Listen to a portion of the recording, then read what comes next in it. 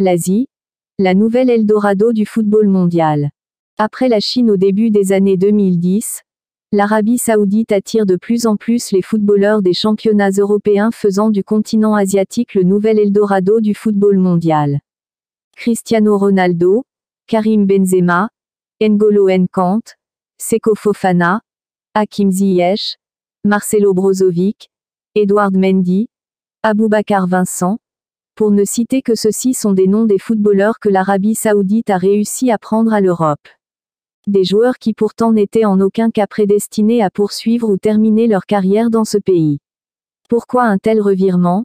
Des offres financières qui ne se refusent pas, bien que Lionel Messi ait réussi l'exploit de se soustraire à cette nouvelle destination dorée. L'Arabie Saoudite comme la Chine bien avant. Dans un souci de promouvoir l'image de son pays, l'Arabie Saoudite, premier exportateur de pétrole brut au monde et plus grande puissance économique du monde arabe, a décidé de suivre l'exemple du Qatar et de la Chine qui avant et l'ont attiré les regards sur eux en dépensant des sommes folles dans le sport mondial en général et dans le football en particulier.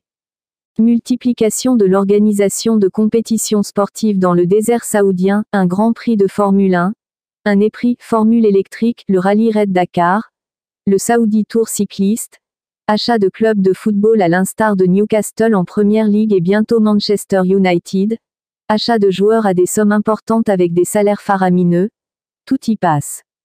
La politique du prince héritier Mohammed Ben Salman, étant plus qu'équivoque, promouvoir son pays sur la scène du football international avec la vision du prince héritier d'inscrire le championnat saoudien dans le top 10 mondial.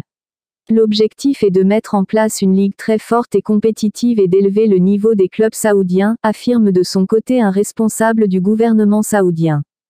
Parlant d'organisation des événements sportifs, le royaume a aussi été désigné en octobre dernier pour accueillir les Jeux asiatiques d'hiver 2029.